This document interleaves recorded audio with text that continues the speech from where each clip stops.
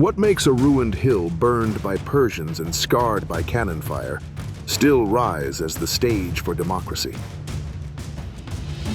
The Acropolis of Athens has endured invasions, tyranny, and centuries of war, yet its stones continue to tell the story of gods, heroes, and a city that shaped civilization.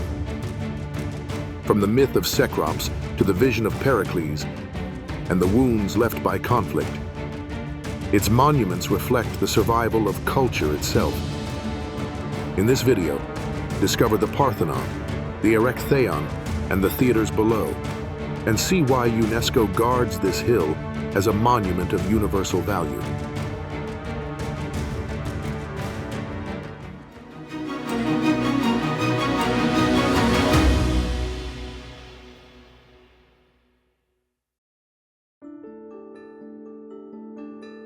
Rising in the heart of Athens, Greece, the Acropolis stands on a limestone hill that dominates the city. The word Acropolis is from Greek akron, highest point, extremity, and polis, city, and the choice of location was no accident. From here, the ancient Athenians could see the sea to the south, the mountains to the north, and every road leading into the plain of Attica. It was both a natural fortress and a stage set for the most important temples of the city's gods. From Athens International Airport, the blue metro line leads directly to Syntagma Square, the major hub of the city, in just 40 minutes. Then, a quick transfer to the red line takes visitors to the station named Acropoli. Public buses and tourist shuttles also stop nearby, while taxis and private transfers connect easily from any part of the city. For those already staying close to the historic center, the approach can be made on foot, climbing gently from the surrounding streets until the monuments begin to appear above the rooftops. The hill is not an isolated landmark. It blends with the daily rhythm of Athens, surrounded by museums, ancient theaters, and busy streets. Yet once the climb begins, the modern city fades and the stones of the Acropolis take over. To understand why this place became the heart of Athens, it's time to look back at the history that shaped it.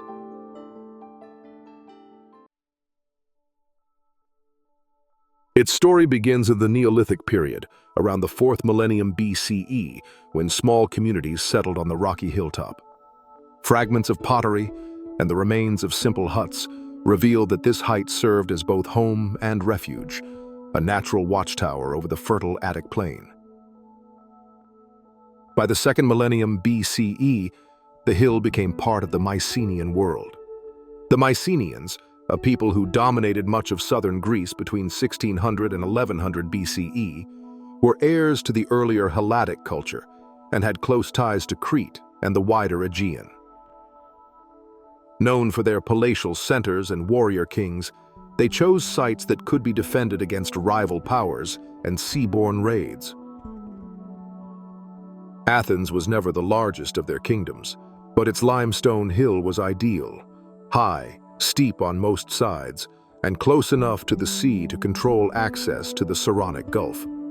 That is why, around the 13th century BCE, they transformed the Acropolis into a fortress.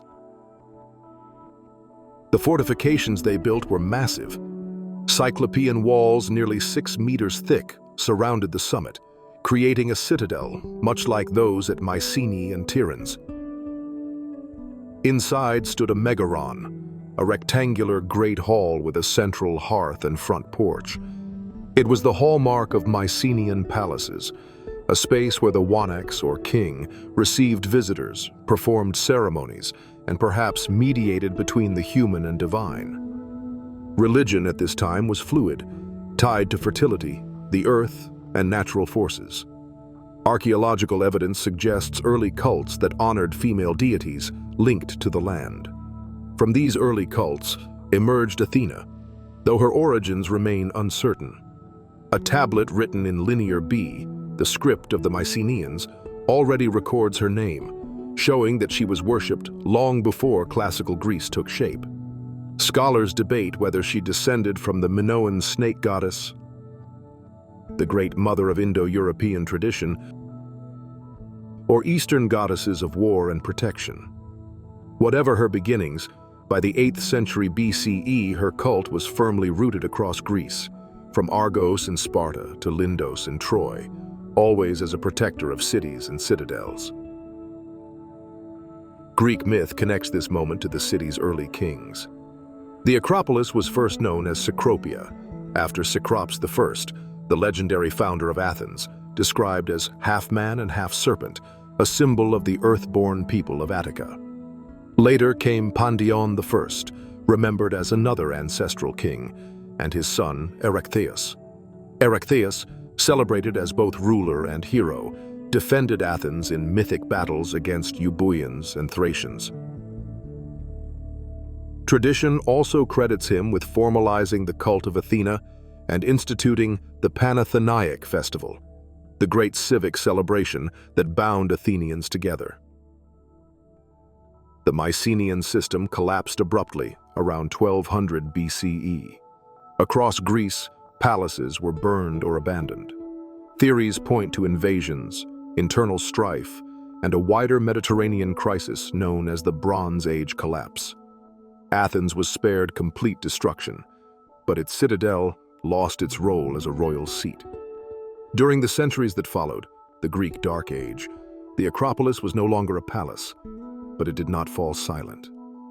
Homer himself mentioned a small shrine to Athena on the hill, confirming that worship of the goddess continued even in this era of decline. By the 8th century BCE, Athens had re-emerged as a polis, a city-state defined by shared institutions and civic identity. Across Greece, the archaic period was a time of rivalry among cities, each eager to display its strength through religion and art. Building grand temples was a way to honor the gods, but also to proclaim prestige and power. For Athens, investing in monumental sanctuaries on the Acropolis meant asserting its role as the rising power of Attica. One of the first major constructions was the Hecatompedon, raised in the mid-6th century BCE. Its name, the 100-footer, recalled its length of about 100 feet, remarkable for its time. The temple's pediments depicted lions devouring bulls and mythic serpents, images that tied divine order to the struggles of the natural and heroic worlds. Close by stood the old temple of Athena Polius, which enshrined the most sacred relic of the city, a wooden idol of the goddess said to have fallen from the heavens. This sacred landscape grew under the leadership of Pisistratus, who seized power as tyrant in 546 BCE. Pisistratus and his sons enlarged the sanctuary, improved its buildings, and elevated the Panathenaic festival into the city's most important celebration. They sponsored new structures and reorganized the entrance to the Acropolis, creating the first monumental gateway that foreshadowed the later Propylaea.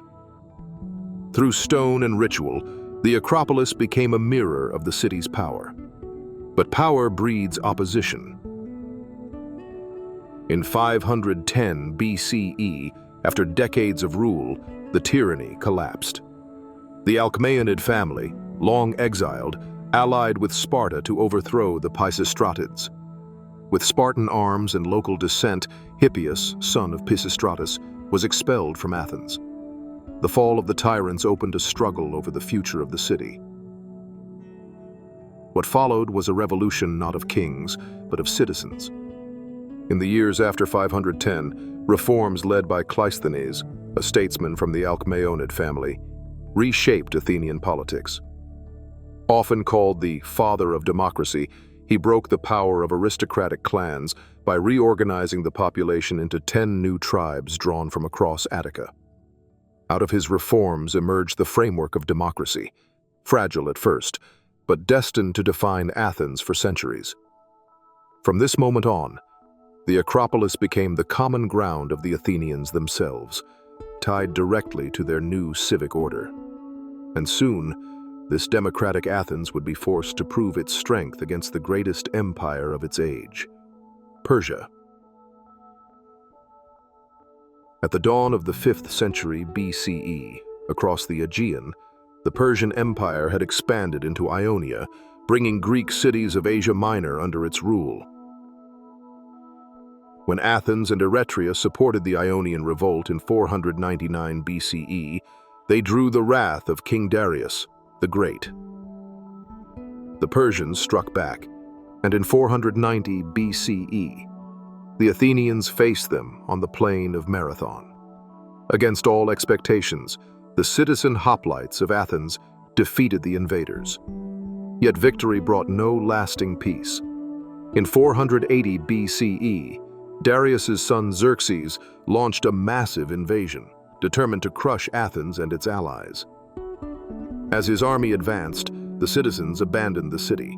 The Acropolis, left with only a small garrison of defenders, became a target. Persian forces stormed the hill, destroyed its shrines, and set fire to the temples. The old temple of Athena and the Hecatompadon were reduced to ruins, their sculptures broken and burned. For Athenians, this was more than material loss. It was an assault on the goddess herself. This moment was a turning point. Athens had suffered destruction, but it had also emerged as a naval power after the decisive victory at Salamis in 480 BCE and the final triumph at Plataea in 479. Out of the ashes, a new vision of the city began to take shape.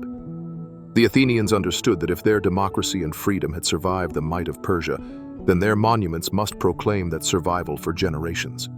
What came next was not simply reconstruction, but the birth of an entire architectural program, one that would transform the Acropolis into the enduring symbol of classical Greece. That new era belonged to Pericles. In the mid-5th century BCE, under the leadership of Pericles, the city launched a reconstruction program unlike anything the Greek world had seen. He understood that Athens' power rested not only on its fleet and democracy, but also on symbols that would endure.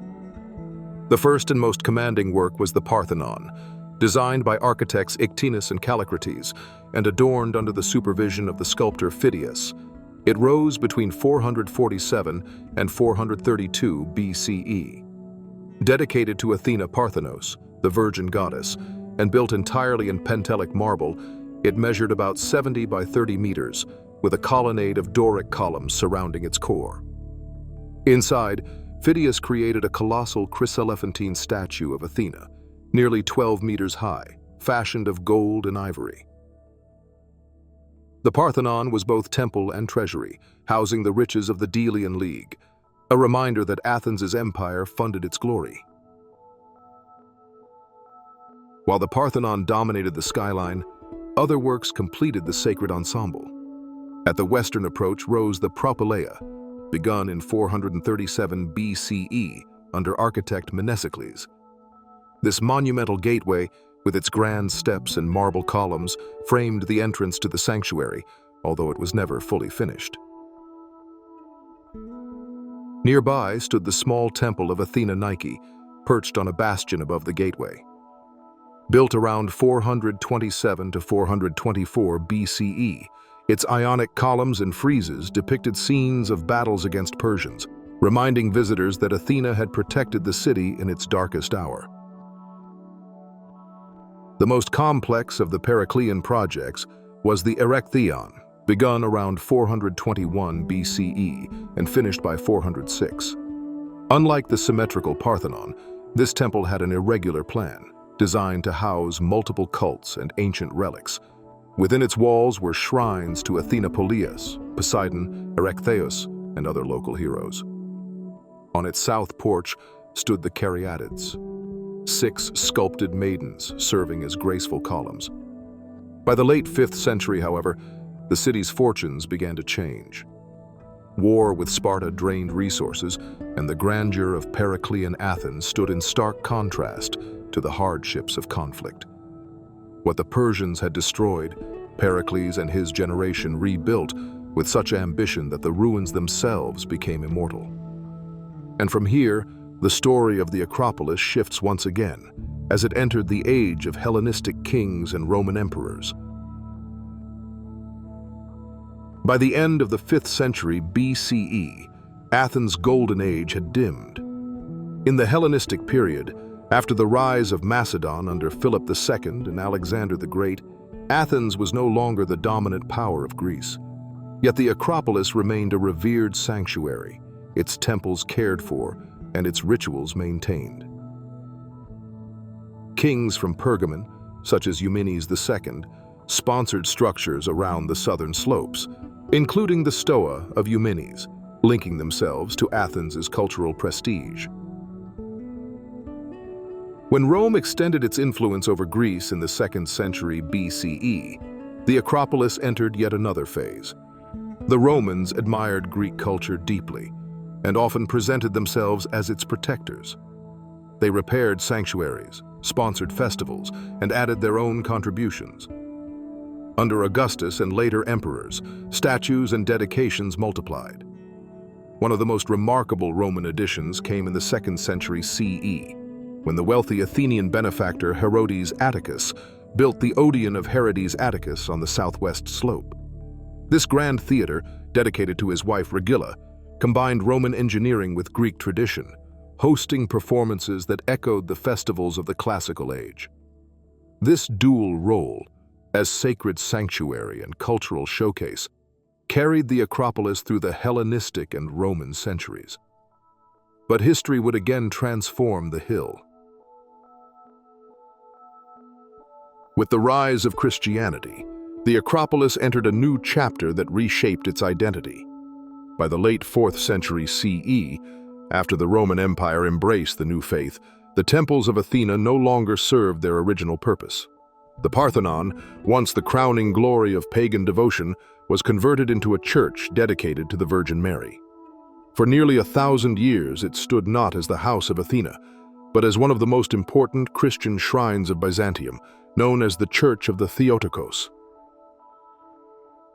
The Middle Ages brought further transformations. After the fall of Constantinople to the Crusaders in 1204, Athens fell into the hands of Latin lords. The Parthenon became a Catholic cathedral, serving the dukes of Athens who ruled the city. In 1458, the Ottoman armies of Sultan Mehmed II took Athens. The Acropolis, with its commanding presence, became both a fortress and a symbol of conquest. The Parthenon, already transformed into a Christian church, was adapted once more, this time into a mosque. A minaret rose from one corner, and the ancient temple continued to function as a place of worship, though under a new faith. For more than 2 centuries, the Acropolis remained part of the Ottoman world. But in 1687, during the Great Turkish War, disaster struck. Venice, seeking to expand its power in the eastern Mediterranean, sent an army under Francesco Morosini to besiege Athens. The Ottomans fortified themselves on the Acropolis, using the Parthenon as a gunpowder magazine. Fate turned cruel. When Venetian artillery hit the building, the explosion was catastrophic. The roof collapsed, columns shattered, and centuries of sculpted decoration were blown apart in a single night. The Parthenon, which had survived as temple, church, and mosque, now lay in ruins. Morosini, far from a savior, attempted to carry off sculptures as trophies. What war had not destroyed, looting and neglect now accelerated. From this point on, the Acropolis was no longer a functioning sanctuary. It became instead a ruin, scarred by gunpowder and plunder, standing as a reminder of how fragile even the most enduring monuments can be. And yet, its story did not end there. By the early 19th century, the Acropolis stood as a ruin, scarred by centuries of war and neglect. Yet it was in this period that the site attracted the growing fascination of Europeans, eager to claim the heritage of classical Greece as their own. One figure left a mark deeper than most: Lord Elgin. Between 1801 and 1812, with permission from the Ottoman authorities, his agents removed a vast number of sculptures from the Parthenon, the Erechtheion, and other structures. Friezes, metopes, and pedimental figures were pried from the walls and shipped to Britain. Today, these Elgin marbles remain in the British Museum, their removal still the subject of fierce debate. For Greece, Their absence became both a wound and a rallying point, symbolizing the loss of cultural heritage under foreign domination. While Elgin was taking pieces away, Greece itself was moving toward independence. In 1821, the Greek War of Independence broke out, and the Acropolis once again became a battleground. Both Ottoman defenders and Greek rebels occupied the hill at different times, and fighting left further damage to the monuments. When Athens was finally liberated in 1833 and declared the capital of the new Greek kingdom, the Acropolis was reclaimed as a national symbol. The new authorities cleared the medieval and Ottoman additions, removing minarets, houses, and other structures in an attempt to purify the hill and restore its classical appearance. In the 20th century, during the Balkan Wars and the First World War, Athens remained relatively secure, but the hill was always seen as a strategic high ground. After the war, the Acropolis shifted from battlefield to cultural stage. Tourism grew steadily, turning the hill into one of the most visited monuments in the world. The Acropolis was no longer just a national emblem for Greece. It became an international reference point, instantly recognized across the globe. The Acropolis today is not only about the Parthenon. The hill is a mosaic of temples, sanctuaries, altars, and theaters, each preserving a fragment of Athens long past. Some are majestic, others little more than stone outlines, but together they create a living landscape that invites visitors to imagine how the sacred rock once functioned as the center of the city's life. Passing through the Propylaea, the monumental gate still marks the threshold of the sacred hill. Its marble columns, unfinished in parts, frame the view ahead and give visitors the same sense of transition that ancient Athenians once felt. Just to the right rises the Temple of Athena Nike, a compact Ionic shrine on its bastion. Though small, its slender columns and restored friezes stand out clearly against the sky, celebrating victory in a form that is both delicate and enduring. At the center dominates the Parthenon. Roofless and scarred, its marble colonnades still convey proportion and harmony, even in ruin. Visitors circle its base, watching the careful restoration that slowly reassembles blocks and columns. To the north lies the Erechtheion, perhaps the most intricate of the surviving temples. Its asymmetry and varied porches reflect the mix of cults it housed, but today it is the porch of the Caryatids that draws every gaze. The 6 sculpted maidens, 5 originals now preserved in the Acropolis Museum, have been replaced by faithful copies that carry the roof with silent grace.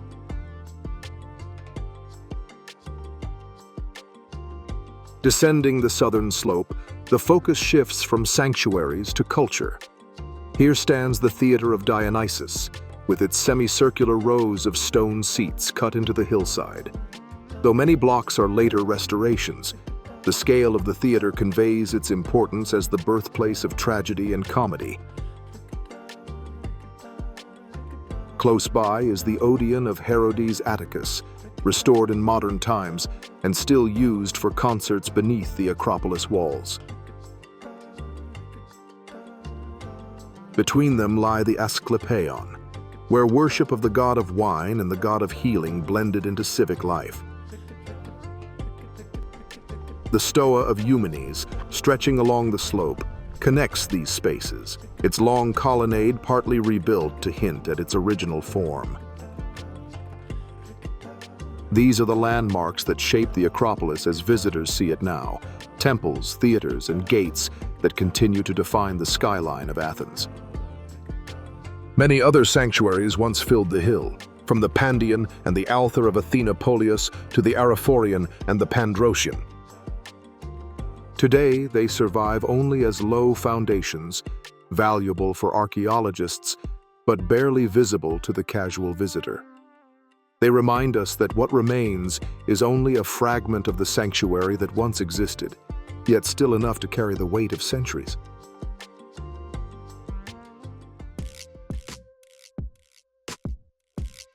The Acropolis of Athens was inscribed on the UNESCO World Heritage List in 1987, meeting 5 cultural criteria. Criterion number 1.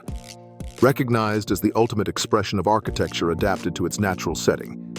Its ensemble of classical monuments like the Parthenon, Acropolis, Erechtheion, and Temple of Athena Nike create a harmonious landscape of extraordinary beauty. Criterion number 2. Its monuments influenced architectural styles far beyond their era, from ancient Greece and Rome to neoclassical movements in modern times. Criterion number 3. It testifies to the richness and complexity of ancient Greek religion, from myth to ritual, through the diverse cults that once thrived there. Criterion number 4. It exemplifies a monumental ensemble of buildings that illustrates classical architecture's defining stage in human history. Criterion number 6.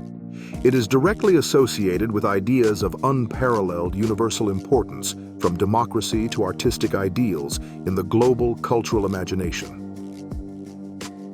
Preserving the Acropolis has been a challenge for centuries, but systematic restoration began in earnest in the late 20th century. In 1975, Greece created a dedicated committee for the conservation of the Acropolis monuments, bringing together archaeologists, architects, and engineers. The work has since become one of the most ambitious preservation programs in Europe. Blocks of marble are carefully dismantled, cleaned, and reassembled with titanium clamps that replace the corroded iron used in earlier repairs. New pentelic marble from the same ancient quarries is added only where necessary, always marked to distinguish it from the original. Protecting the Acropolis is not simply about repairing stone. It is about balancing the survival of ancient structures with the demands of a modern city and millions of visitors each year. The Acropolis has carried the weight of history for millennia, from sacred temples to the ruins we see today, and its story continues through every effort to protect it. Now it's your turn. What fascinates you most about this place? The myths, the architecture, or the way it still shapes our world? Share your thoughts in the comments. And if you enjoyed this journey, don't forget to like the video, subscribe to the channel, and explore our playlist of World Heritage Sites to keep discovering more stories like this one.